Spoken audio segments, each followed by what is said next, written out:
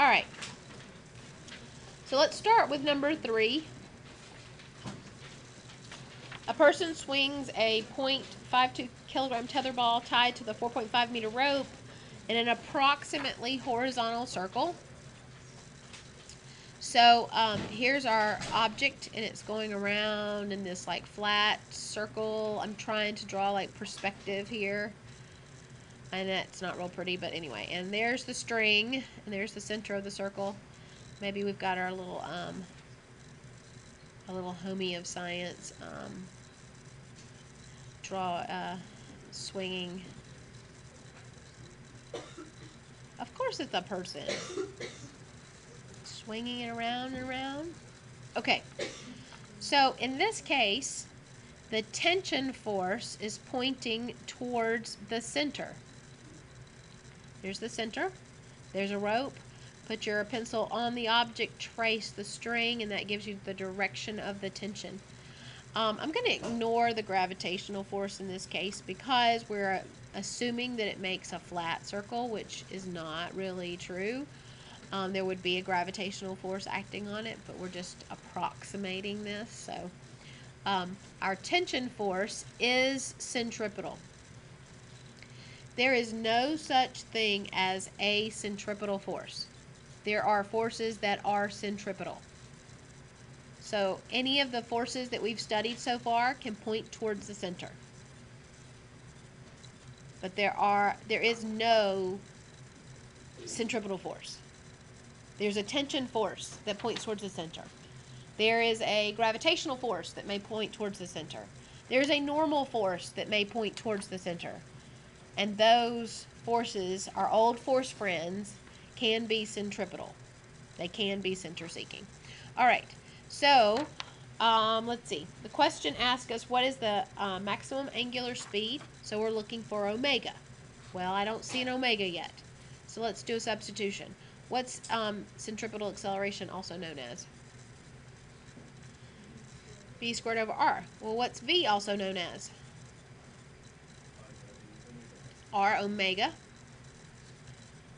So could I write the tension as being m r squared omega squared over r? Which could simplify to tension is equal to m r omega squared.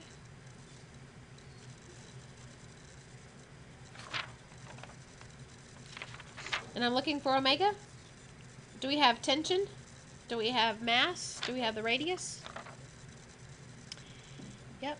So how about the square root of 11 over, what was the mass of this thing? 0.52 times 4.5.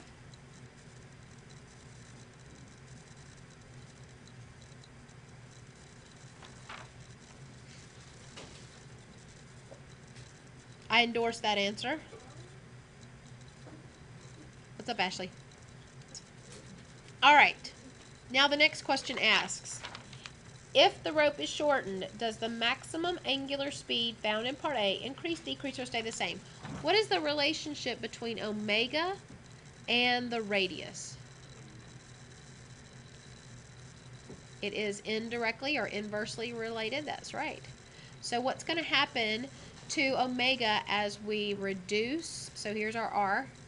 We're going to reduce r. So what's omega going to do? Increase. So it would increase.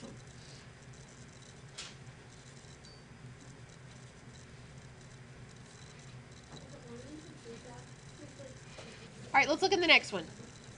Number 4, I want to make sure you're able to do these. I would have made you do them all by yourself today, but I kind of playing catch up from being out.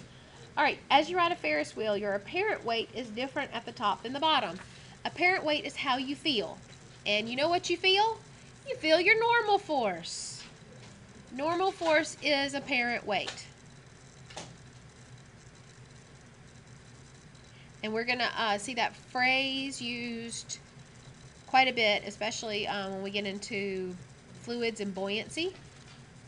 Hopefully you've been in a body of water before and you feel different in a body of water than you do standing out, right? Yeah. Your apparent weight is different. When you ride on a Ferris wheel, the part that makes it exciting is sometimes you feel different at the top and the bottom. That's what makes it fun, so to speak. So let's draw a free body diagram of all the forces acting on you when you're at the top. So here we go. Here is my little homie of science. And yay, we're riding on the Ferris wheel. Yay, we're riding on the Ferris wheel. We're at the top. So the center of the Ferris wheel, the center of the circle, is down here. I'm going to label it with the C. So when you're sitting there, there is a gravitational force on you due to the pull of the earth, and there is a normal force on you from the chair on your bum. Bless you. Now we need to sum our forces. I'm going to say that let's let towards the center be positive.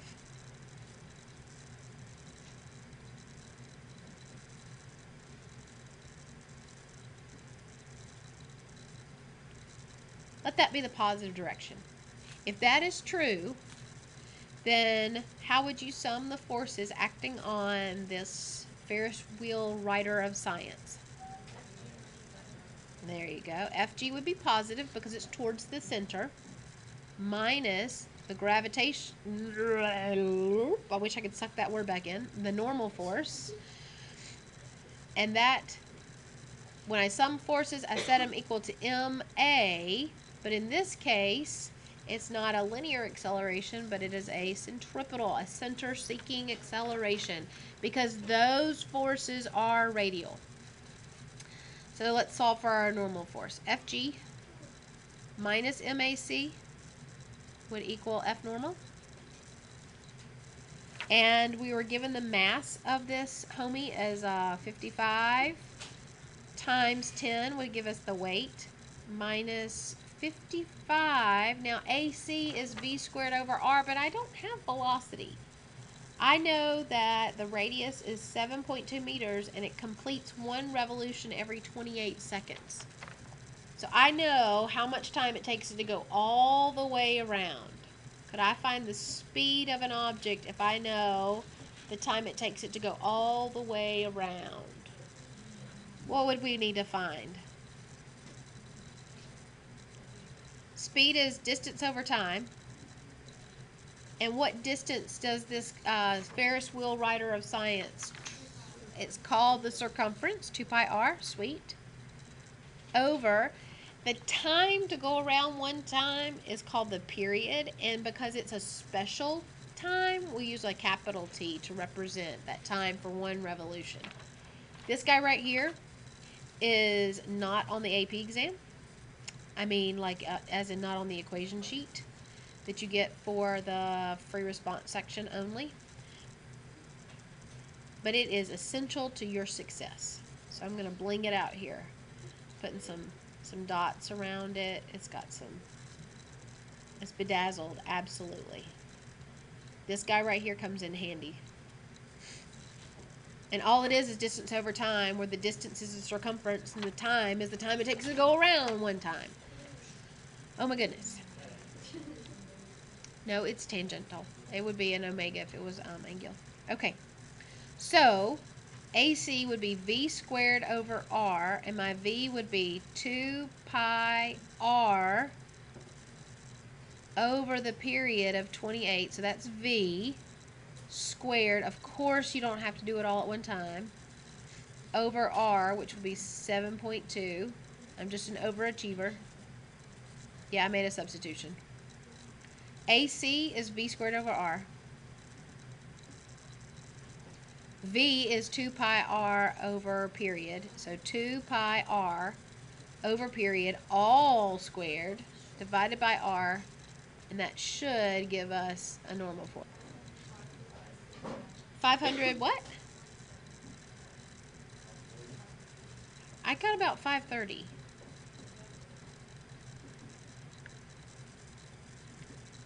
What is the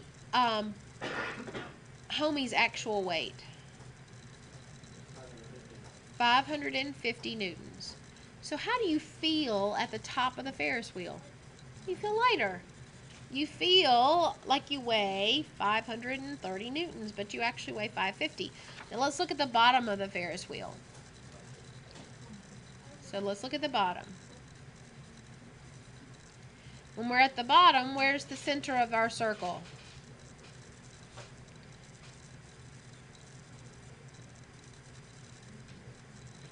It's above us. Well, we'll see if it's the same as our normal weight. How about that? So, force is acting on us. The gravitational force is straight down.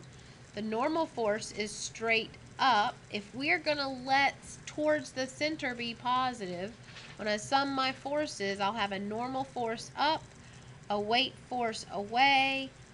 So normal force towards the center, the weight is away from the center, and that's equal to ma, and it's a special acceleration called the centripetal acceleration. So, let's see. We're looking for our apparent weight, which is the normal force. So it'll be Fg plus mac. And just like we did earlier, our centripetal acceleration is a function of the speed as it goes around. So 2 pi r, which was 7.2, divided by the period, 28 squared. So that's v squared over r, 7.2. Again, you can solve for the velocity separately and then substitute it if you don't like making big giant substitutions. What do we get? Anybody else get 570 newtons? Alright, so now let's look at the car driving over the hill of science problem. So we're number 5. Okay, so driving in your car at a constant speed of 12 meters per second, you encounter a bump in the road that has a circular cross-section as shown. If the radius of curvature of the bump is 35 meters, find the apparent weight of a 67 kilogram person in your car as you pass over the bump. So passing over the bump is kind of like riding a Ferris wheel. So let's see. You've got your little friend sitting in the front seat, and yay, we're just riding in the car, yay. And the forces acting on your friend would be a weight force because we're on the planet Earth. There would be a normal force because you're sitting in a seat. And the center of the circle is where? Above him, below him, right, left? Below him. So there's the center of the circle.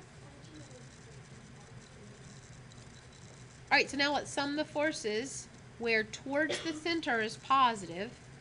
So I'll have a gravitational force that's towards the center minus a normal force that's away from the center. That's going to equal MAC.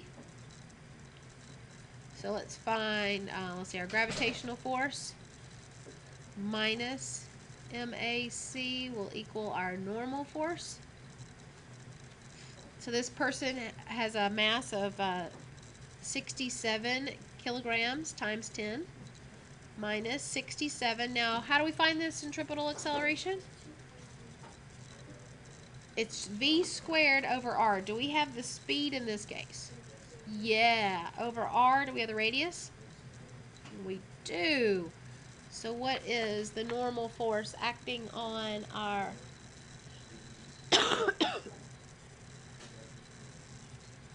394 newtons? How do you feel? Super light. Have you ever been in the car and you get that light feeling? If you're on North Point Parkway and you're driving north, like towards Windward, and you hit the red light here where it's green, or the traffic light in front of the school, no? And you go over Webb Bridge, woo! Right? If you're going fast enough, if you're going over what's called the critical speed, you'll kind of come out of your seat and feel weightless. But you feel lighter as you go over the top of that hill at a greater speed. Now let's look at part B. What speed must you go over the bump so that the people in your car feel weightless. So that means that your normal force must be what? 0. So that means your gravitational force is MAC. So mg equals MAC, which is v squared over r. So v is root rg. And that is called the critical speed, as a special name.